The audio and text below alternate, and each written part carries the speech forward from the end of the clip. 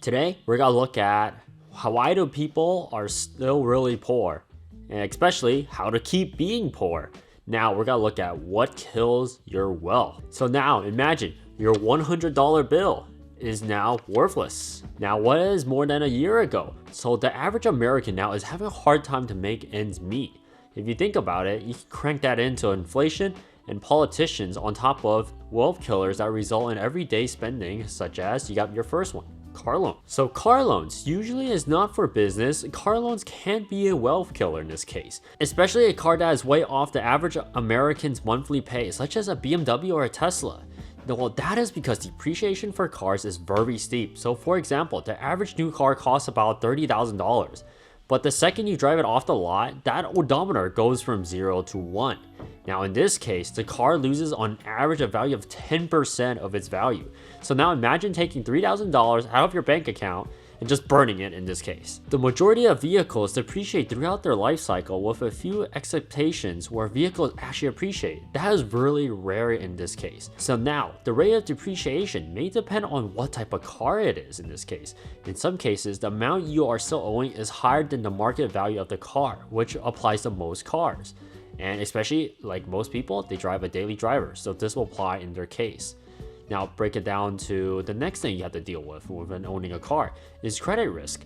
So credit risk is what you need to manage when you have a car loan, which is the average American has, which is at this point, which we don't have any public transportation, that is literally every American. So within 5 years, you are likely going to have at least one major financial emergency in this case, on average. This doesn't apply to everyone. So life is not a smooth sailing ship and is always hit with waves in this case. In this case, it could be a job loss, you have health or medical emergency, you got home repairs or car repairs, or it could be a combination of the both in this case. Now break it down to number 2, which is everyone's fault for this, especially, I have to say, people like to buy luxury products. Luxury products are another great wealth killer in this case. Now I admit, I indulge in things occasionally, but it's important to note that the consequences of doing so, and you should understand that what I use and what I do to use to make money or cut back in taxes. And it doesn't apply to everyone in this case. Now majority of the people, luxury fashion goods can be a huge waste of money. And paying expensive price tags may sometimes relate to any sort of actual quality or functionality of said goods in this case. But now just to see how much luxury goods can kill the average upper middle class. Now look at LVMH, or arguably the owner Bernard Arnault is arguably the richest man in the world because of the amount of upper middle class that buy luxury goods that aren't using them to make money. If you're using them to make money, that's a whole entire different story in that case. Now, just breaking down to the next one, you have useless subscriptions. This one is another wealth killer. Now, useless subscriptions are a double-edged feature. They allow consumers to have a wide variety of selections from their services, such as video subscriptions like Netflix in this case.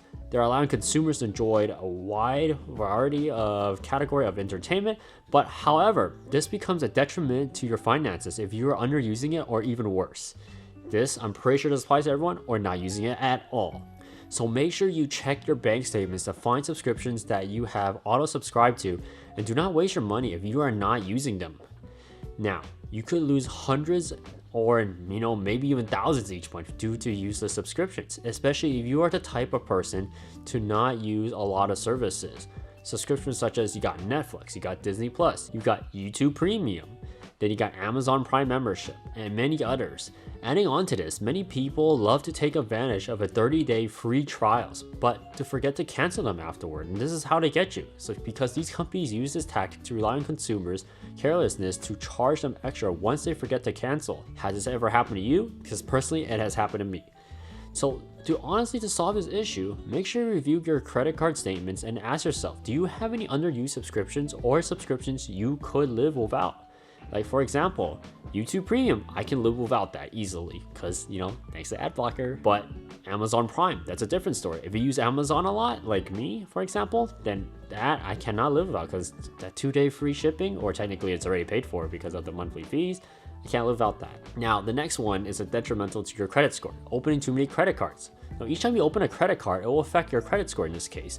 You have credit cards that have hidden monthly fees, then you have yearly fees that can add on to your bill. Now, to be fair, the use of credit card is much more safer than using physical cash, and it can help you build credit over time. Now, the only problem is the ease of abuse that can affect an individual's mindset. Like, for example, if you're spending more than you can have for paying later. Each time you miss a credit card payment, it will rack up interest rates around 20%, which is an absurdly predatory practice from credit card companies. And this is what they use to make their money.